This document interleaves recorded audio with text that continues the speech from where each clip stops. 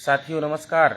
ये हम लोगों के अनशन का दूसरा दिन है और यहाँ पे मुकेश जी आराम कर रहे हैं और ये बेवहर जी हैं, ये दादाजी हैं और अपना अलोका देखिए। इंसान से बेहतर तो ये जानवर हैं। ये भी जानते हैं कि हमारे जो साथी हैं हक की लड़ाई लड़ रहे हैं और हमारे हक की भी लड़ाई लड़ रहे हैं।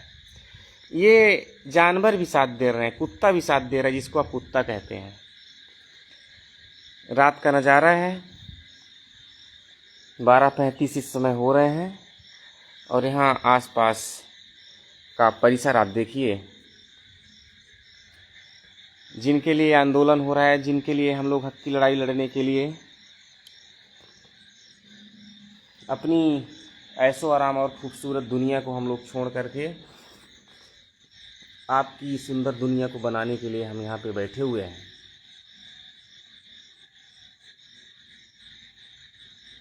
जितने लोग इस दुनिया में आंदोलन कर रहे हैं, सामाजिक चेतना को जगा रहे हैं, भ्रष्टाचार के खिलाफ लड़ाई को लड़ रहे हैं, उनकी ज़िंदगी बहुत बेहतर चल रही है। क्योंकि अगर उनकी लाइफ बेहतर ना चलती तो शायद इस दुनिया में अच्छाई नाम की जो चीज़ है ना, वो रसातल में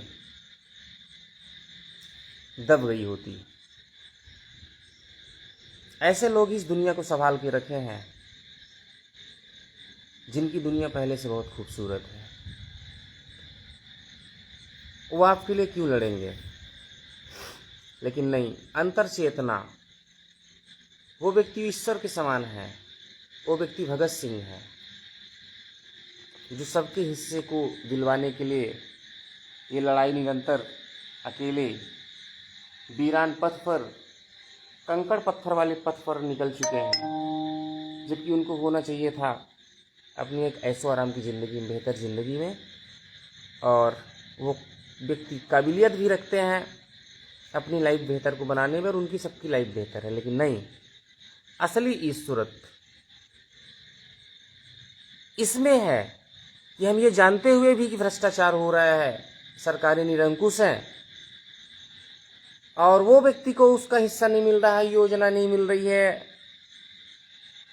वो उसके हक की लड़ाई नहीं मिल पा रही है। जिस पद प्रतिष्ठा पे उन लोगों को बिठाया गया जो वास्तव में पढ़े लिखे वर्ग हैं, एक बेहतर परीक्षा पास करके आते हैं, बहुत कठिन परीक्षाएं पास करके आते हैं, और दूसरा पक्ष जो राजनेता है उनको जनता चुनती है, अपना जन नायक मानती है कि हमारे सुख दुख का साथी खड़ा रहेगा। और नीचे से लेकर के पंच से लेकर प्रधानमंत्री तक की एक व्यवस्था बनाई हुई है जहाँ पे संसाधन है, पैसा है, राशि है, लेकिन सारी सब कुछ क्यों फेल हो रही है? आपकी आवाज़, आप अपनी आवाज़ नहीं लगाएंगे, अपना हक नहीं मांगेंगे तो ये व्यवस्थाएं बहुत बद से बदतर हो चुकी हैं और ये बद से बदतर होती जा रही हैं। इसलिए ऐसे क्रांतिकारी व्यक्ति जो आपके लिए लड़ रहे हैं उनके साथ तो खड़े रहिए। क्या वो जिस लड़ाई को लड़ रहे हैं उस लड़ाई से सिर्फ उनका लाभ होगा? आप लोग जगिए, जनजी हैं आप, युवा ही इस देश को बदल सकता है। आपने देखा होगा कि अभी जो जंतर मंतर में आंदोलन हुआ, कैसी विषम परिस्थितियां थी, लेकिन ये देश का युवा, भागने वाला युवा, ताकतवर युवा, ऊर्जा से भरा युवा, ज्ञान से, टैलेंट से भरा हुआ युवा, जहाँ पे लग जाता है वहाँ बदलाव होता है। और जिस बदलाव के लिए हमें इतनी लड़ाई लड़नी पड़ रही है वो हमारा हक है। उसी व्यवस्था को बनाए रखने के लिए इतनी बड़ी पद से चपरासी से लेकर कलेक्टर, पंच से लेकर के प्रधानमंत्री तक की व्यवस्थाएं बनाई गई। क्यों लड़ना पड़ रहा है हम लोगों को? उस कानून, उस संविधान, उस ईश्वरत्व वाले काम पर जिन्हें हम लोगों ने बिठाया, उन लोगों ने क्या किया? वो क्या कर रहे हैं? अब बारी किसकी है? हम लोकतंत्र में रहते हैं, यहाँ जनता ही स्वामी होता है, जनता ही ईश्वर होता है, जनता ही मालिक होता है। राजनेता और पद प्रतिष्ठा में बैठे जो लोग होते हैं ना, वो सेवक होते हैं, नौकर होते हैं। लेकिन आप किसी एक कार्यालय में चले जाइए, आपको लगता है कि सामने वाला जो कुर्सी पर बैठा व्यक्ति वो नौकर है, सेवक है? आप अपने आप को महसूस करते हैं कि मैं और नौकर और सेवक हूं। वो कुर्सी किसी और के लिए नहीं है, वो आपकी व्यवस्था को बनाए रखने के लिए है, और ऐसी व्यवस्था बनाए रखने के लिए है कि जहां से चूक नहीं होगी। वहां पर पढ़ा लिखा व्यक्ति बैठा हुआ है, एक बहुत कठिन परिश्रम परीक्षा को पास करके आया है, और जो राजनेता है वो आपके चहेते, आपके जननायक, आपके सुख दुख में खड़े होने वाले व्यक्ति होते हैं। फिर ये व्यवस्थाएं कितनी लचर हो रही हैं, क्यों फेल हो रही हैं व्यवस्थाएं?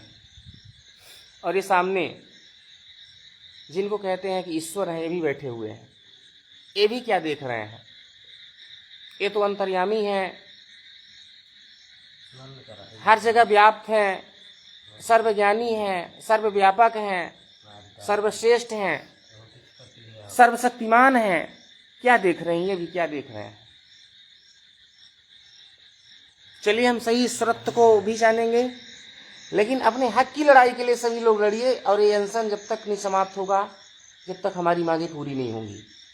और मुकेश जी ये दिन भर बैठे रहे, कल से हम लोग चल रहे हैं, आराम कर रहे हैं, और हर व्यक्ति को जुड़ने की जरूरत है। मुकेश जी जिस समस्या को लेकर के लड़ रहे हैं, जिस आवाज को देने के लिए लड़ रहे हैं, उनको जरूरत नहीं है उस चीज की।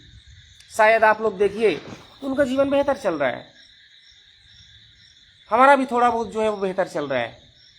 हम लड़ किसके लिए रहे हैं? चलिए, हमें उम्मीद है कि एक दिन कारवा बनेगा, आप विजयी होंगे, आप फतेह करेंगे, और आप लोकतंत्र में जो लोकतंत्र की मूल भावना है कि जनता ही यहाँ का सब कुछ है, वो आप करके दिखाएंगे। और इसी उम्मीद से हम आपके साथ लड़ रहे हैं और हमेशा लड़ते रहेंगे। इस लड़ाई में सभी शामिल होइए, अपने हक की आवाज़ जहाँ भी है, पूरे भारत में जितने लोग हैं वो सब अपने हक की लड़ाई लड़िए, और अपनी शासन व्यवस्था को, प्रशासन व्यवस्था को फिर से पटरी में लाने का प्रयास करिए। और आपके ही लिए बैठे हैं वो, तो निश्चित है बदलाव होगा। आपकी एक सोच, आपकी एक विचारधारा, आपका सही समय पे खड़े हो जाना ही आपको कामयाब बनाएगा, कामयाबी के शिखर तक लेके जाएगा। शुक्रिया, सभी जुड़िए, हम लोग यहाँ पे निरंतर भी बैठे हुए हैं।